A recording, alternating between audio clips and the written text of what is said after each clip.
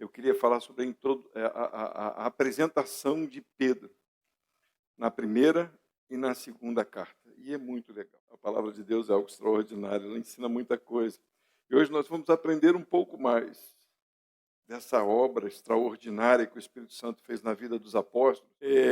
Pedro, capítulo 1, versículo 1.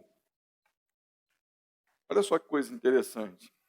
Diz assim: Pedro, apóstolo de Jesus Cristo, aos estrangeiros dispersos no Ponto, Galácia, Capadócia, Ásia e Bitínia. Vamos para a segunda carta, capítulo 1, versículo 1. A apresentação de Pedro. Diz assim: Simão Pedro, servo e apóstolo de Jesus Cristo, aos que conosco alcançaram fé igualmente preciosa pela justiça do nosso Deus e Salvador Jesus Cristo. Qual é a diferença? A diferença é o seguinte, que na primeira carta, ele diz Pedro, apóstolo. Na segunda, ele diz Simão, Pedro e apóstolo. Olha só que coisa legal. Vamos lá. Primeiro, o que significa Simão? Simão significa aquele que ouve. Na primeira carta, ele não diz Simão, ele diz Pedro. Pedro quer dizer fragmento de rocha, fragmento de pedra. Alguns vão dizer que é rocha, mas não é. Você estudando grego, Petros, nós estudamos semana passada, é fragmento. A Igreja Católica, para tentar dizer que Pedro é papa, colocou que é rocha. Mas a gente lendo o texto, estudando o texto, a gente vai ver que não tem nada a ver isso. É papo furado. Tá bom? Papo furado porque fala da Bíblia. Tá? Não estou falando dos católicos. Estou falando do que fala contrário à palavra de Deus. Então, na primeira ele diz Pedro, apóstolo. Ele diz fragmento de pedra e apóstolo. O que quer dizer a palavra apóstolo? Apóstolo é aquele que é enviado, ou embaixador, aquele que representa o que o enviou. Não fala de si mesmo. Por exemplo, eu sou brasileiro, me torno um embaixador. Eu vou representar quem? O Brasil. Eu vou falar de mim? Não, eu vou falar do Brasil. Então, Pedro vai falar de quem? Do reino de Deus. Vai falar de Cristo. Ele não vai falar de si mesmo. Na primeira carta, ele se apresenta com Pedro, apóstolo. Pequeno fragmento e embaixador. Não vou falar de mim, vou falar de Deus. Na segunda carta, ele diz, aquele que ouve, olha só, a apresentação, Simão, aquele que ouve, por isso que ele coloca primeiro, aquele que ouve. Isso quer dizer o quê? Que ele não vai falar dele, ele vai falar daquilo que ele ouviu. Ele já se apresenta dizendo o primeiro nome, Simão Pedro, aquele que ouve, e que é uma rocha pequena, e que é apóstolo, embaixador, não vim falar de mim. E ele continua lá na segunda carta, vamos lá. O texto fica mais lindo ainda, porque ele diz Simão Pedro, servo, e ele agora coloca o servo na frente. O que é um servo? É escravo. Ele não tem vontade própria, ele faz aquilo que é do seu senhor. Entenderam o que Pedro está dizendo? Na primeira carta, ele se apresenta como embaixador, e na segunda carta, ele acrescenta dizendo que ele ouve e é servo daquele que está o enviando. Quer dizer que ele não tem autoridade de falar nada além do que aquele mandou, do que aquele que o enviou mandou. Ele não tem autoridade de fazer nada diferente do que aquele que o enviou mandou. Eu não posso deturpar isso de forma nenhuma, correto? É fácil de entender. Então, quando Pedro recebe a palavra de Deus no seu coração, ele vai transmitir aquilo que Jesus falou para ele. Só, mais nada, ele não vai falar dele, porque ele é um fragmento de rocha. Ele é servo, ele é embaixador. É fácil a gente entender isso até o momento? Então, o que essa apresentação de Pedro nos mostra, a princípio? Que o servo do Senhor não tem vontade própria. que aquele que se converteu a Jesus Cristo, ele tem o direito, e somente o direito, de fazer a vontade de Jesus. Ele tem o entendimento de que a vida dele agora é para mostrar o reino que há de vir. Porque o reino do mundo vai acabar. Nós somos embaixadores, e não estou falando isso que a gente não deve trabalhar, que a gente não deve casar, que a gente não deve buscar melhorar a casa. Então, mas fazer tudo isso entendendo que este reino vai acabar. O piso bonito que ficou na parede vai acabar. O trabalho vai acabar. O casamento, homem e mulher, vai acabar. Seremos um corpo só de Cristo. Ninguém vai namorar no céu. Seremos todos noiva de Cristo. Seremos um com Ele. Então, essa apresentação de Pedro é extraordinária, porque no primeiro versículo já mostra o que ele quer passar para a igreja. Ele não quer passar o seu nome, ele não quer falar dele, ele não quer mostrar o que ele pode fazer, ele não quer mostrar o conhecimento que ele tem, ele não quer mostrar o título que ele tem. Tanto que o título hoje se tornou algo assim, né? Como se fosse a primazia dos crentes, né? O que você é? Eu sou diácono. Aí se chega alguém um pouquinho maior, o que você é? Eu sou presbítero, né? Aí o diácono já fica de lado, né? Aí o que você é? Não, eu sou pastor, então sou o melhor presbítero. Aí chega o apóstolo, aí acabou de vez, né? Aí o apóstolo acabou de vez. Aí Pedro revela isso para a gente, que ele não tem poder sobre a própria vida dele. O que ele está fazendo é representar um reino celestial. O que eu estou fazendo aqui? Falando de mim, mostrando a minha beleza, essa coisa maravilhosa que eu sou, mostrando as minhas características, as minhas qualidades para os irmãos.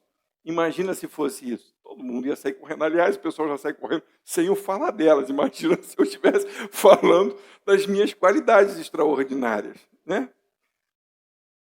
Não, o que nós precisamos entender é que Pedro, o que ele faz é mostrar que ele é servo e que ele veio representar o Senhor Jesus na terra. Só. E mais nada. Ninguém tem o direito de se colocar em mesma posição, na mesma qualidade, ou de tentar ser superior a Jesus. Eu já falei para vocês, e isso já está acontecendo e vai continuar acontecendo, as pessoas estão tentando nos igualar a Jesus. O camarada já falou que se Jesus estivesse no paraíso, ia pecar. Aliás, eu só tinha ouvido a pessoa declarando o que ele disse. Eu vi o vídeo. É pior do que a declaração, porque o vídeo é como se ele estivesse dizendo assim, entendendo o que estava acontecendo no céu. Jesus está vendo Adão pecar e ainda ia dizer, Pai, se fosse eu faria a mesma coisa. Jesus falando para Deus, Adão pecou, Pai, se fosse eu faria a mesma coisa. As pessoas não entendem que Jesus não era filho no céu. Jesus se fez filho para que eu e vocês nos tornassem irmãos deles. Entendem isso? Não era Pai, Filho e Espírito Santo, era Deus. Deus eterno, a palavra e o poder de Deus no céu. O juiz, o legislador e o executor. E aí ele veio ao mundo como homem, se tornou homem, se fez carne. Para quê? Para que nós tivéssemos a condição de retornar. Retornar é ridículo também. De voltar. Voltar é pior ainda, não se volta. De estar com Deus nos céus. E, aliás, tem pessoas que dizem que a gente veio do céu e está voltando para o céu. Não, isso não existe. Nós fomos criados, nós não nascemos nos céus, nós nascemos na terra. Nós fomos criados eternos, mas por causa do pecado morremos. Jesus veio em carne para que morresse a nossa morte, para que nós tivéssemos vida eterna. Ok? Então, Pedro está aqui mostrando para nós que ele é servo, que ele veio falar de Jesus somente. Ok? Então, vamos continuar. E aí ele continua agora dizendo uma coisa extraordinária. Ele vai falar sobre a Trindade. Pastor, tem Trindade na Bíblia? Não existe a palavra Trindade na Bíblia. Não existe.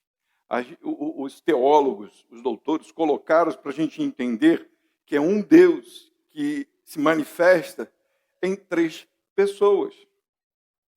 Eu ouvi um rapaz falando muito engraçado, eu achei que ele ia contra a Trindade, ou contra Pai, Filho, Palavra e Espírito Santo. Eu achei que ele ia contra, né? Porque ele falou assim, esse negócio de Trindade é mentira. Não tem na Bíblia, realmente, não tem na Bíblia. E aí, um culto tipo pentecostal, eu falei assim, tem alguma coisa errada, porque no culto pentecostal, só é pentecostal porque o Deus Espírito Santo está atuando, né? Então, calma aí, tem alguma coisa estranha aí. Quem é que está atuando ali, eu não sei. Mas ele veio falar, o problema da teologia dele é porque a gente diz assim, a primeira pessoa Deus, a segunda pessoa Filho e a terceira pessoa o Espírito Santo. Não é querendo dizer que Jesus está no meio e o Espírito Santo está lá embaixo. Não, nada a ver. E aí o versículo que ele usou para dizer isso é porque Jesus disse, eu sou o primeiro e o último. Eu sou o primeiro. E isso é lógico, ele é Deus, não tem primeiro, segundo ou terceiro. O nosso Deus é juiz, legislador e executor. Deus não precisa de que ninguém faça nada por ele. Ele fala, a sua palavra é viva, e por ser viva, ela executa aquilo que foi dito. É isso. É simples de entender. Eu posso falar, cadeira, sai daí. Por que a cadeira não vai sair? Primeiro, porque minha palavra não é viva. Segundo, porque ela não tem poder. Agora, a palavra de Deus é viva. Além de dizer, cadeira, sai daí, se transforma em outra coisa. Porque, além de ser viva, ela tem poder. E ainda tem o poder de julgar, de dizer, foi muito bom o que eu fiz. Por que nós fomos condenados? Porque Deus fez perfeito e nós pecamos. E ele olha e diz, o que eu fiz é perfeito e o que vocês têm feito é errado. É juiz, ele julga. Então, o que Pedro vai trazer para nós é este reino que não é dele, não é um reino que os apóstolos inventaram. Não é um reino humano, não é um reino caído, não é uma ideia. Tanto que nesse tempo em que foi escrita essa carta, era um tempo de perseguição. Provavelmente, se diz os estudiosos, eu não sou estudioso, eu sou alguém que busca tentar conhecer, que do ano 63 ao ano 67 foi escrito. O ano 64 foi que Nero botou fogo em Roma e botou a culpa nos crentes. E em 67 foi a morte de Pedro. Provavelmente foi nesse período. E quando a gente for estudando e se aprofundando nessa carta, nós vamos ver que o que Pedro está falando com o povo, fiquem firmes. A perseguição é normal, sejam justos para que as pessoas não olhem para vocês e condenem vocês pelas ações de vocês. Mas se vocês forem condenados, mas que seja por fazer o que é certo diante do Senhor, porque vocês são embaixadores, vocês são servos, vocês são Simão, vocês ouvem, vocês são aqueles que ouvem, porque aquele que tem Espírito, ouve o que o Espírito diz, ok? O versículo 2 diz assim, de 1 Pedro, eleitos segundo a presciência de Deus Pai, em santificação do Espírito, para a obediência, calma aí que eu me perdi, para a obediência e a aspersão do sangue de Jesus Cristo. Graça e paz vos sejam multiplicadas. Primeiro, aqui já mostra o nosso Deus agindo nas 3 pessoas, correto? Foram eleitos por quem? Por Deus Pai. Eleitos e agora santificados pelo Espírito. Por que eles foram santificados pelo Espírito, ou estão sendo santificados pelo Espírito? Porque pela obra ninguém é salvo. Então o Espírito Santo precisa estar no ser humano para o santificar, para que ele seja salvo. E por aspersão do sangue.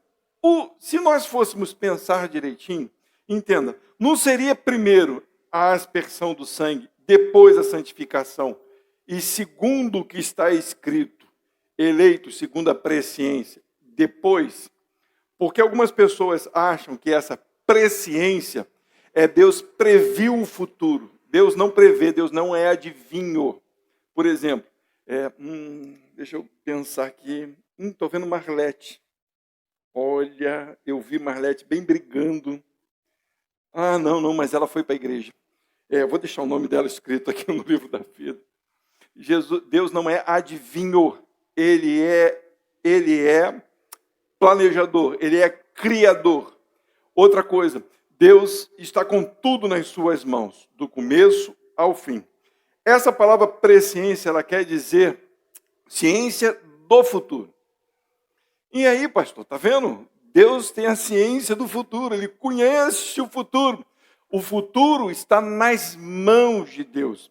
Se nós fôssemos pegar só esse versículo, e só tivesse esse versículo, essa maneira de dizer só nesse versículo, a ideia seria que Deus saberia o futuro, olharia e veria quem poderia se converter e manter a fé, e aí Deus diria, esse eu elegi. Deixa eu ver aqui a Bia. A Bia vai para a igreja todo dia, ela vai dar uma caidinha aqui, outra ali, mas ela vai se manter até o final. Tá, então ela está eleita. Não, isso não existe. Deus elege, porque Ele tem a ciência de todas as coisas. Ok? Isso a gente vai ver em muitos textos. Muitos textos. Por isso, abre aí comigo aí. Vamos lá. Eu não vou abrir um montão de texto, não, mas eu quero só que os irmãos vejam. Romanos capítulo 11. Vamos ler do 1 ao 10 e depois eu vou ler o 32. Vou abrir um parêntese. Para quem foi escrita a carta? Ele escreveu para os eleitos. Ele não escreveu para incrédulo. Ele escreveu para crente. A Bíblia não é para incrédulo. A Bíblia é para quem crê. Porque quem é incrédulo não pode entender. Mas a gente não prega, não fala do Evangelho. Nós pregamos a salvação para que quando aquele se converta, ele possa entender o que Deus está falando. É diferente. Entenderam? Então, a Bíblia foi escrita para os crentes. Por isso, Pedro diz, aos eleitos. A Bíblia é para mim e para você. É para que a gente busque o entendimento de quem é Deus. Capítulo 11, a partir do versículo 1, diz assim. Digo, pois, porventura rejeitou Deus o seu povo? De modo nenhum, porque também eu sou israelita, descendência de Abraão, da tribo de Benjamim. Deixa eu explicar o texto. Paulo vai falar sobre a eleição no capítulo 9. E o capítulo 9 é temido por um monte de gente. Um dia a gente ainda vai parar para conversar sobre esse capítulo. E aí Paulo tem que explicar para aqueles homens que nem todos vão ser salvos. E aí ele começa no versículo 11 dizendo, Deus rejeitou o seu povo. E aí ele diz aqui, olha só, de modo nenhum. Por que Deus não rejeitou o seu povo? Porque também eu sou israelita. Ele quer dizer que nem todos de Israel vão ser salvos. Mas Deus salvou um israelita, que era ele, e alguns outros. E aí ele continua, olha só. Da descendência de Abraão, da tribo de Benjamim, Deus não rejeitou o seu povo que antes conheceu, porque nem todos vão ser salvos, mas alguns serão salvos.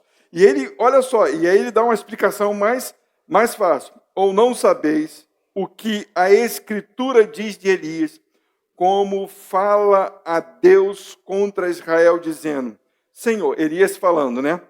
Senhor, mataram os teus profetas e destruíram os teus altares, e só eu fiquei, e buscam a minha alma.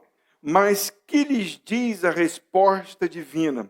Reservei para mim 7.000 homens que não dobraram os joelhos a Baal. O que ele está dizendo? Israel adulterou, Israel pecou, Israel adorou a Baal, Israel fez o que não prestava, mas eu, Deus, separei 7.000 israelitas. Então Deus não rejeitou o seu povo, porque ainda há povo de Israel que aceita ao Senhor Jesus. Isso é que ele está falando. Então, vamos continuar lendo, né? Vamos lá. Assim, pois, também agora, neste tempo, ficou um remanescente, entenderam? Não foram todos, mas parte do povo de Israel foi salvo, aqueles que creram. Ficou o remanescente, segundo a eleição da graça. Agora não entrou a presciência, não é a ciência do futuro.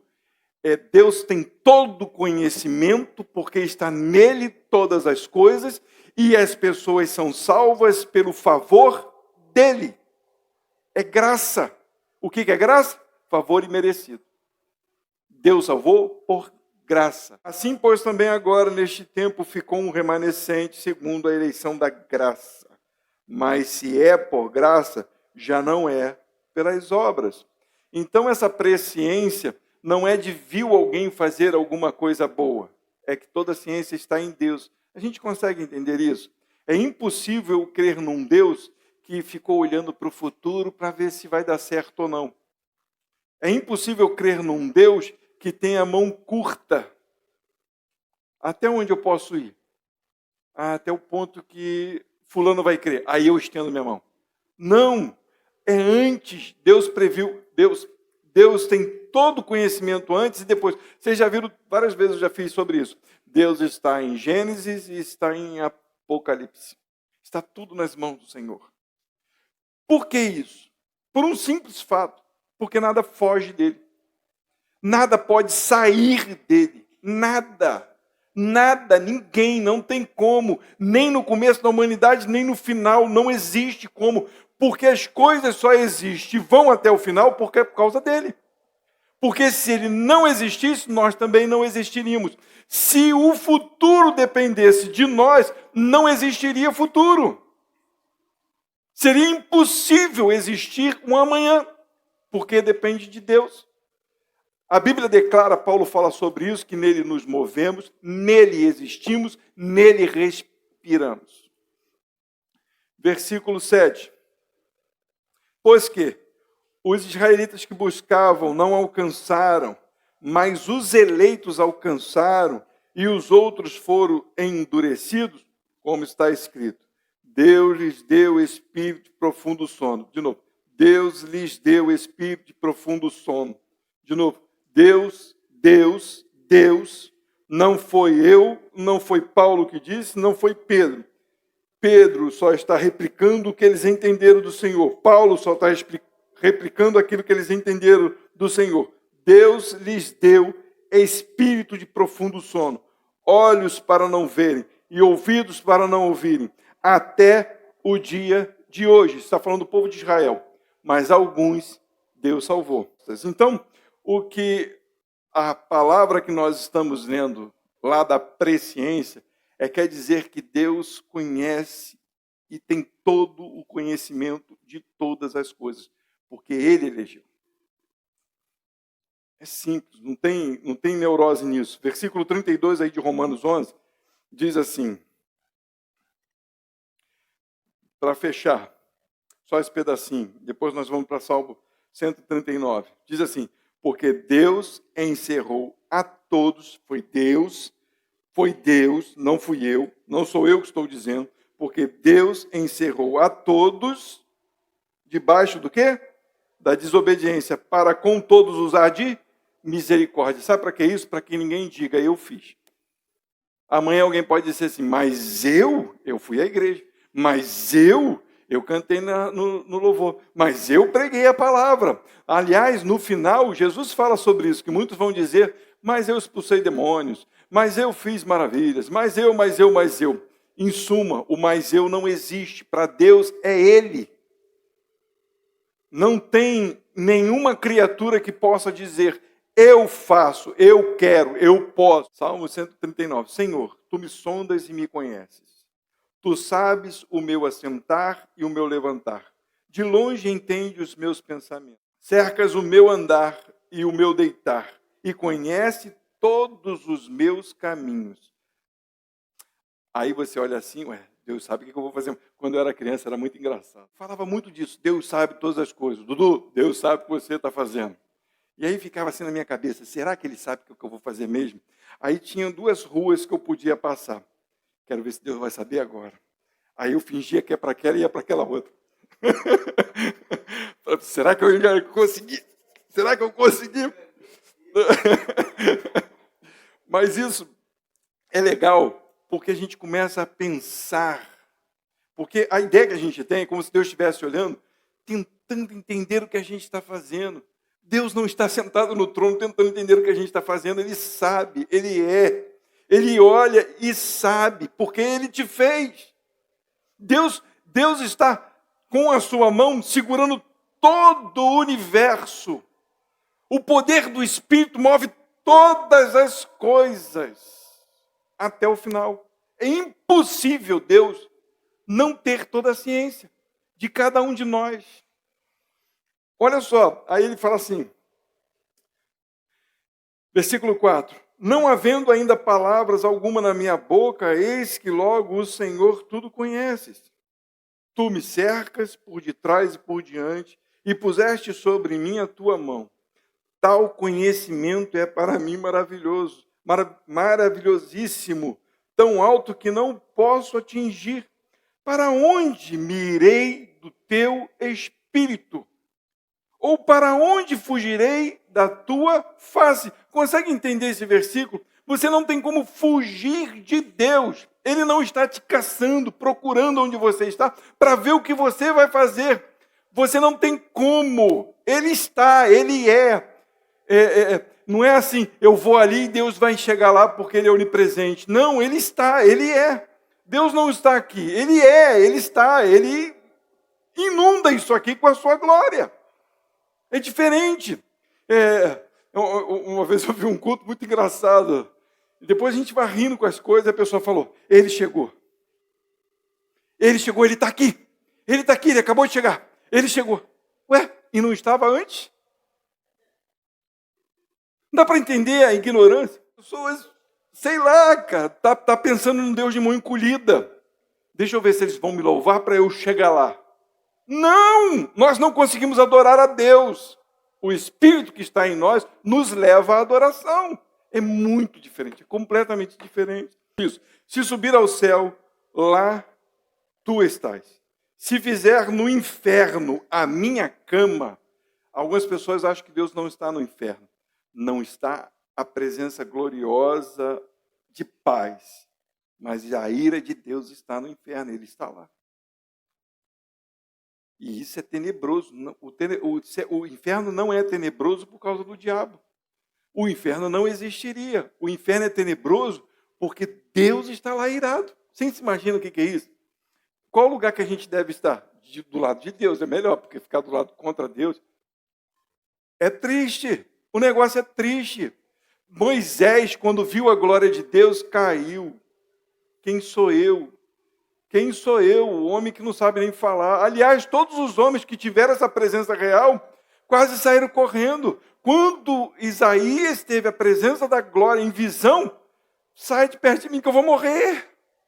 É tenebroso, é glorioso, é majestoso e é assustador, porque é Deus. Não sou eu nem você. Não é assim, filmes de terror, não é isso não. É porque é santo. E nós somos pecadores, somos homens. Viram os serafins e os querubins? Eu não lembro qual é quem está com a asa na frente, porque não pode olhar para Deus, porque até ele, se olhar para Deus, é fulminado. E a gente fica brincando com Deus. Olha aí, vamos lá. Versículo 9. Se tomar as asas da alva, se habitar nas extremidades do mar, até ali a tua mão me guiará, e a tua destra me susterá. Não tem como eu viver sem Deus. Ele está, Ele é. Se disser, de certo que as trevas me encobrirão, então a noite será luz ao redor de mim. Nem ainda as trevas me encobrem de ti, mas a noite resplandece como o dia, e as trevas e a luz são para ti a mesma coisa. Versículo 13. Pois possuíste as minhas entranhas, cobriste-me no ventre de minha mãe, e te louvarei, porque de um modo assombroso e tão maravilhoso fui feito. Maravilhosas são as tuas obras, e a minha alma o sabe muito bem. 16. Os teus olhos viram o meu corpo ainda informe, e no teu livro todas estas coisas foram escritas, as quais em continuação foram formadas, quando nem ainda uma delas havia. O Deus que me formou já tinha escrito o meu caminho. Então, quando Pedro, a gente vai voltar lá para Pedro, vamos voltar lá para o nosso irmão Pedro, amado irmão Pedro, que hoje está desfrutando dessa glória poderosa do nosso amado Jesus, ele diz da presciência, ele está dizendo que Deus, como que eu escrevi aqui, ó, ele quer dizer que Deus é fiel ao que decretou. Simples assim. Aos eleitos, segundo a presciência, ele é fiel. Se ele te elegeu, ele vai até o final. Ele vai cumprir o que ele determinou. De que forma? O texto continua dizendo, foi o que nós falamos. Sabe como que ele vai cumprir o que ele disse? Sabe como ele vai manter a tua vida por eleição? Pela santificação do Espírito Santo. Olha a ordem é diferente.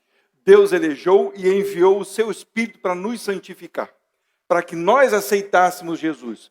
Nós não aceitamos a Jesus para que nós fôssemos santificados pelo Espírito, para que Ele nos elegesse. A ordem é diferente. Ele nos elegeu, nos deu a santificação, ser santos, para que aceitássemos Jesus. Onde que está escrito isso? Onde está escrito lá em João, que diz que o Espírito veio convencer o homem do pecado, da justiça e do juízo. Aquele que me elegeu enviou o seu Espírito para me convencer de que eu preciso aceitar Jesus, de que eu preciso me render a Ele, de que eu preciso me render ao seu sacrifício. É isso que o texto está falando, segundo a santificação do Espírito, para a obediência à aspersão do sangue, segundo a morte de Jesus. De que maneira? Morrendo também para o mundo.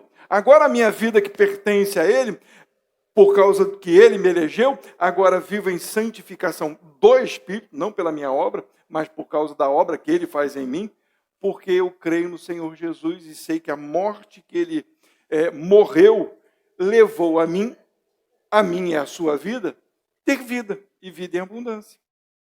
Então Pedro escreve essa carta aos eleitos. Ele escreve essa carta para que eu e você que temos o Espírito Santo comece a desfrutar da grandeza de Deus e comece agora a gente a entender que nós precisamos ser embaixadores, servos, obedientes a Deus, para que os outros vejam em nós Jesus Cristo, que nós morremos para o mundo e vivemos para Deus. Só o começo da carta de Pedro já dá um pano para manga, dá para a gente falar até amanhã aqui. 2 versículos. Imagina o resto.